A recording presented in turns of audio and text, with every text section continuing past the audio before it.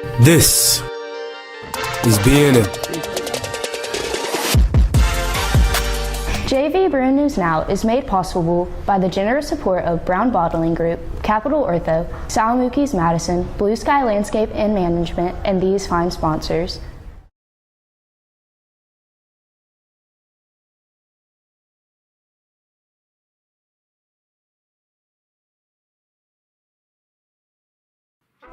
Today on the show, middle school students prepare for Gifts of the Season Christmas concert on Sunday.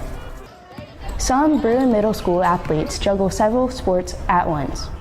After a pleasant day today and Saturday, look for cold weather to move in quickly on Sunday. Weather, sports, and all the news are next. JV Bruin News Now for Friday, December 12th, 2025 begins right now. From the BNN headquarters on the campus of St. Joseph Catholic School in Madison, this is Mississippi's Middle School News Leader, the state's #1 student-produced middle school newscast, JV Bruin News Now. Happy Friday, Bruins. I'm Reed Irwin. And I'm Liza McCarthy. Welcome to the second edition this year of JV Bruin News Now, the state's #1 middle school newscast and the JV version of St. Joe's award-winning high school newscast, Bruin News Now. We're inching closer to the end of the first semester. Today and Monday are the last 2 days of classes before semester exam. Can you believe it, Liza? Half of the school year is almost over. I know, and we have a lot happening on campus with the big event this Sunday when the St. Joe community will come together in the Fine Arts Auditorium to celebrate the Christmas season.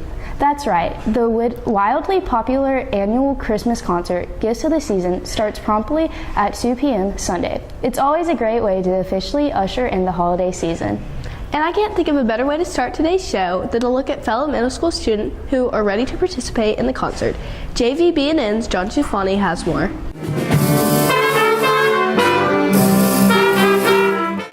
For 7th graders Gabe Sullivan, Melanie Gaines, Mary Catherine Vanderlee, and Rosemary Murphy, they are about to do something they never have done before: perform as part of Bruin Band in St. Joe's annual Christmas season concert.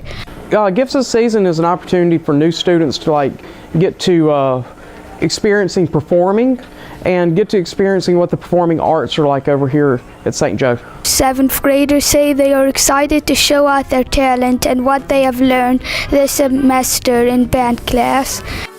I've been practicing more than I usually would, couple hours a day. I think it's going to be great. I've never played in such a big, in front of a lot of people before. It's just that you have to go through the pressure of actually learning the music and being careful not to mess up. But then you also kind of have to play at a fast tempo, especially in Jingle Bells. So it's going to be pretty hard to play.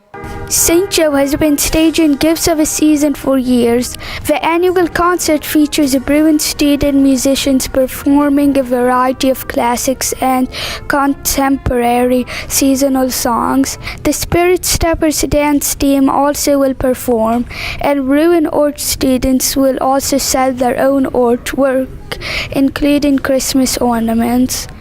We have little handmade ornaments like this one here, and I have some that have come from a mold, like this one here.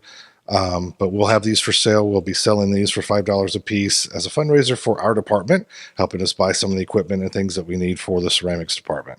But the main draw is music. 8th grader Chase Tanner will perform in his second Gifts of a Season.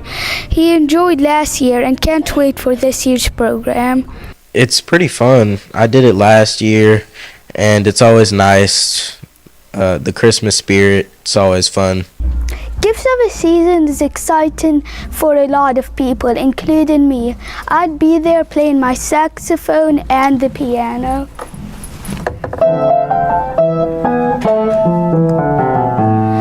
For JVBNN, I'm John Ciuffani.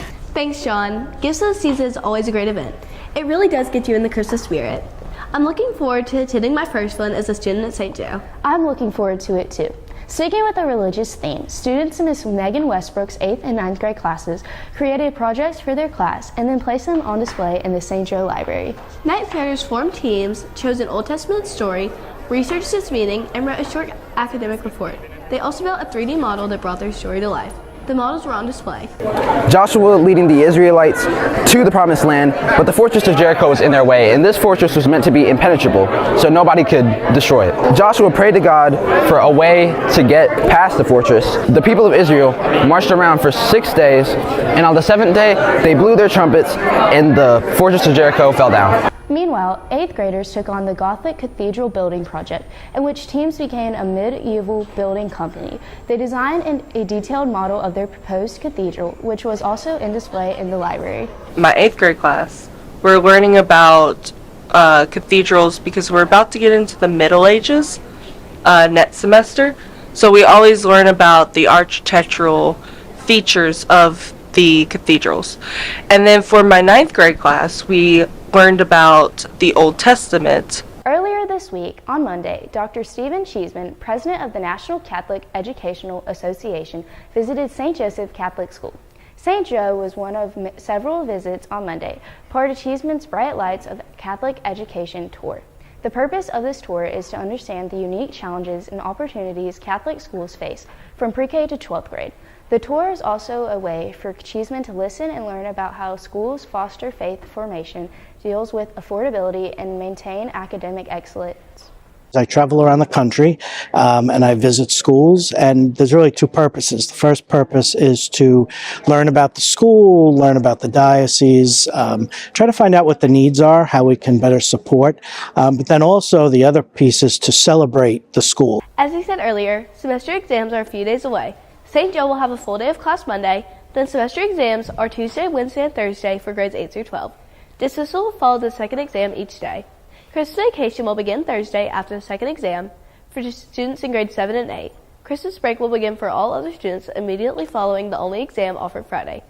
Remember to get a good night's rest for your exams. Don't stay up late, eat a good breakfast, and good luck. The cafeteria will not serve lunch Tuesday through Friday.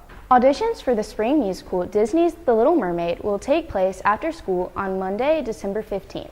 If you are interested in auditioning, please claim a spot on the sign-up sheet behind the Fine Arts Theater. Dance tryouts are Tuesday after exams. Callbacks are Wednesday after exams. The cast list is expected to be released 1 week from today. Look for rehearsals to begin in January for the musical.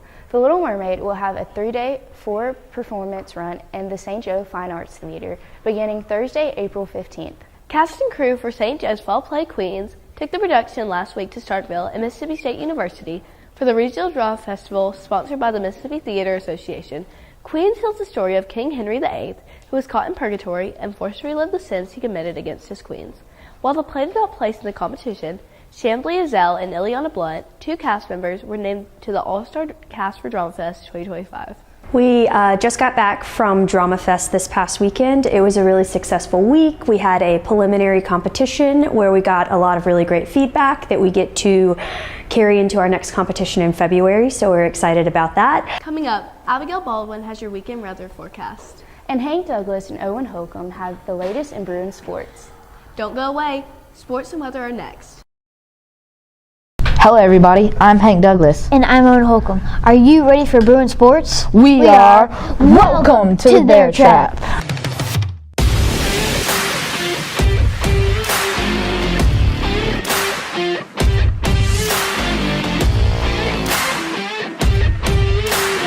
We are at the end of the second academic quarter and winter sports are heating up. Bruin boys soccer, boys varsity basketball, and girls varsity basketball have started their season strong.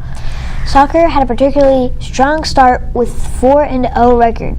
In fact, the boys varsity soccer team has won 4 times more games so far this year than it did in last year's 1-win season. That record is on the line tonight when the Bruins hit the road for a trip to Cleveland and the Mississippi Delta, where they will be taking on the Bio Academy Colts. Games are set for 5:30 and 7 p.m. The Bruins are ready. We've just been prepping like any other game, making sure our fitness is there, but me personally, I'm not really scared of Bayou. I don't think they have much competition, but we're going to go and score a bunch of goals and make them cry. After tonight's big game, Bruin boys soccer will take a rest over the Christmas holidays. Their next game is set for Tuesday, January 6th, when they host the Pillow Academy Mustangs. One sport that won't take a break over the holidays is Bruin basketball. The boys and girls teams also are on the road tonight to play at Bio Academy. JV games start at 3, 4, and 5 p.m. Varsity action will follow with the 10-3 girls squad facing off against the Colts at 6 p.m.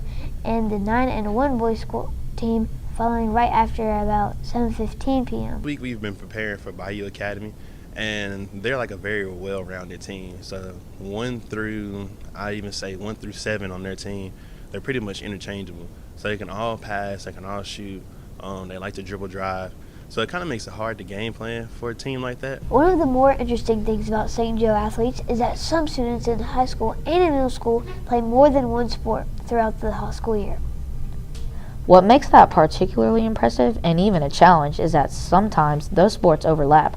For example, this winter finds some athletes who are members of the boys basketball and boys soccer teams.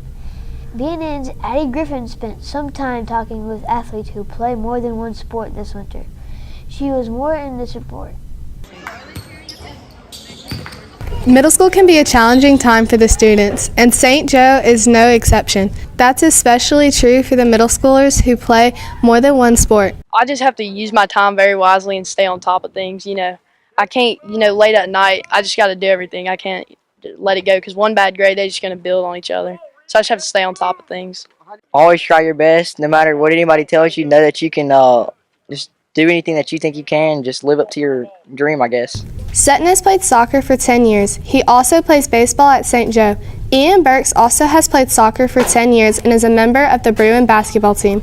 Drew Reen takes it one step further. Drew plays soccer, baseball, and basketball. It's important to note that basketball and soccer seasons are active at the same time. Both are winter sports. Burke says he manages his responsibilities by taking advantage of his free time and staying disciplined in all areas of his life.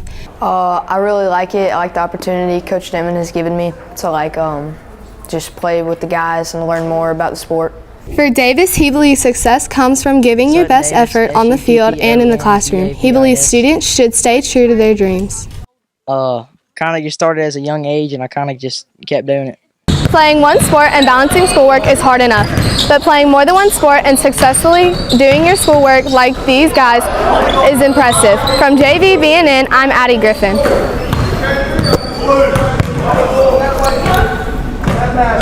Thank you, Addie. Well, that's it for Bruin Sports. I'm Owen Holcomb. And I'm Hank Douglas. Go Bruins!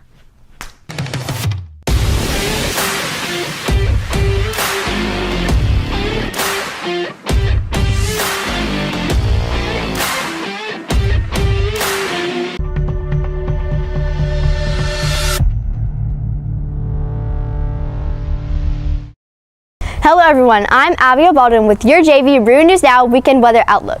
This week started out cold, then moved today into the 60s for a high under partly cloudy skies, and that's pretty much what you can expect for the rest of the day. Look for a high this afternoon of 68, followed by an overnight low of 47. Skies will be partly cloudy and winds light and variable.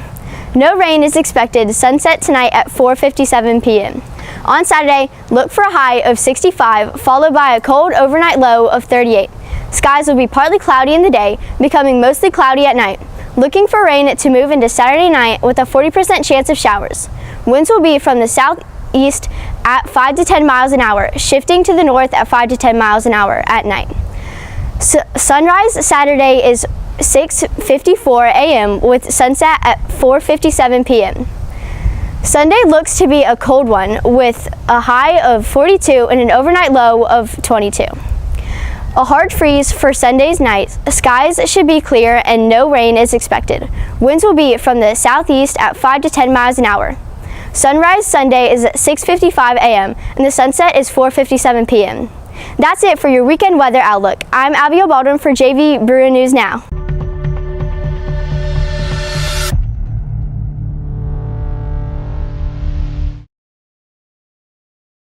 Thanks, Abigail. Looks like a cold one this weekend, at least for Sunday. Remember to warm things up by attending Gifts of the Season in the Fine Arts Theater beginning at 2.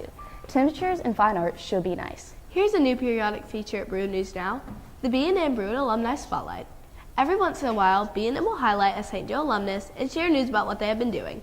Up first, Brad Evans, who graduated from St. Joe in May and joined the Air Force.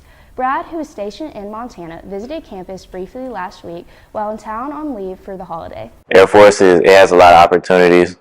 You can do pretty much anything, especially like any tech job, cyber job. You can be a pilot, you can be special warfare, just anything you put your mind to, you can do it. St. Joe prepared me for through a lot, especially football, keeping me physically in shape, and just carrying that on after football season was over. And academics, I thought I was going to get away from academics, but same thing there. It's helping me a lot. Before we go, we want to remind everyone that tonight is the St. Anthony Starry Night Gala. And one more time, remember to attend the Gifts of the Season concert Sunday. That's it for this edition of JV Brew News Now. Look for our Christmas edition of Brew News Now, which will be available right here on the BNN YouTube channel during exam week next week. Until then, remember to like, comment, and share this newscast with friends and relatives. Then subscribe to the BNN YouTube channel, where you'll find this newscast and archive of student-produced programming. I'm Les McCarthy. And I'm Reed Irwin. From all of us here at JV Brew News Now, have a great weekend and good luck on exams.